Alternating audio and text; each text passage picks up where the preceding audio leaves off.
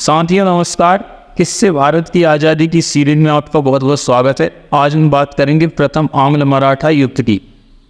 इसी युद्ध के पहले और बाद में दो संधि हुई। एक हुई सूरत की संधि, दूसरी पुरंदर की संधि।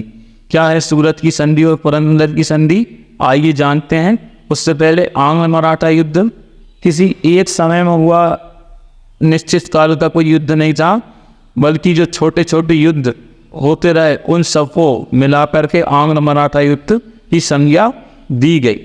लेकिन जो मुख्य युद्ध हुआ उस पर भी हम आएंगे। उससे पहले हम जानेंगे पुरंदर की संधि, और पुरंदर की संधि से पहले जानेंगे सूरत की संधि। अभी तक हमने जाना मराठा साम्राज्य में अपना आधिपत्य जमाने के लिए अपने आप को पेशवा घोषित करके रघुनाथ राव कैसे पेशवा बने। अभी हम जानेंगे रघुनाथ राव की दगाबाजी के बारे में।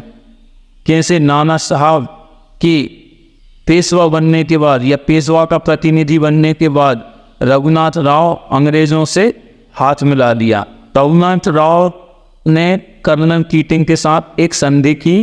इस 1775 में हुई संधि को सूरत की संधि कहा जाता है। सूरत की संधि में कर्नल कीटिंग को सनसेट और वसीम क्षेत्र देने की बात रघुनाथ राव ने की। उसके बदले में अंग्रेजी सेना से रघुनाथ राव ने सहायता मांगी। कर्नल कीटिंग की अध्यक्षता में या कर्नल कीटिंग के नेतृत्व में एक ब्रिटिश कंपनी की सेना या अंग्रेजी सेना सूरत की ओर बढ़ी और आरएस के मैदान में मराठाओं के साथ टकराव हुआ। इस युद्ध में मराठों की हार हुई और फिर एक संधि हुई जिसको पुरंदर की संधि कहा जाता है। 1776 में पुरंदर की संधि हुई। इस संधि में क्या क्या शर्तें तय हुई। 12 लाख रुपए मराठा साम्राज्य युद्ध हर्जाना के तौर पे ईस्ट इंडिया कंपनी को देगा, लेकिन अपने मराठाओं के पास ही रहा और साल से अंग्रेज़ों के पास चला गया। बहुत ज़्यादा नुकसान मराठाओं को भी नहीं हुआ और अंग्रेज़ों को भी नहीं हुआ। दोस्तों, क्यों हुई पुरंदर की संधि? इसके पीछे वजह है जो रघुनाथ राव ने सूरत की संधि की थी, वो बंगाल के गवर्नर के अधीन नहीं की थी, सिर्फ मुंबई प्रेसिडेंसी के साथ ये संधि की थी।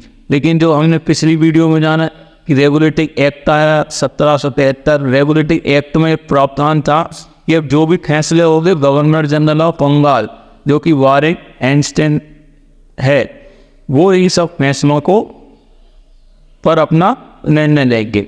लेकिन बॉम्बे प्रेसिडेंसी ने बिना गवर्नर जनरल ऑफ बंगाल को सूचना दिए ये संधि कर ली।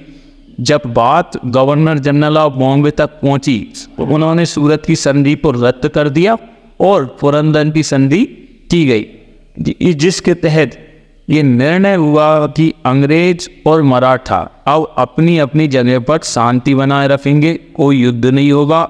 12 लाख रुपए युद्ध हर्जाना के तौर पे Maratha British east India company को देंगे और 25,000 रुपये प्रति माह के तौर पर रघुनाथ राव को पेंशन दी जाएगी और रघुनाथ राव यहाँ से चले जाएंगे। वो अपनी दावेदारी पेशवाई के लिए अब नहीं सौंपेंगे और रघुनाथ राव गुजरात चले गए।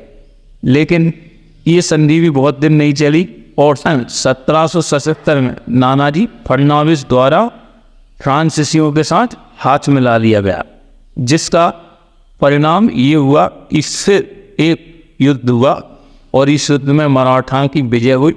क्या ये युद्ध था, कब ये युद्ध हुआ और कैसे मराठा इसमें विजय हुए और इसके बाद जो संधि हुई क्या कौन सी संधि थी, ये सब हम जानेंगे अगले वीडियो में। तब तक के लिए धन्यवाद। जय हिंद, जय भारत।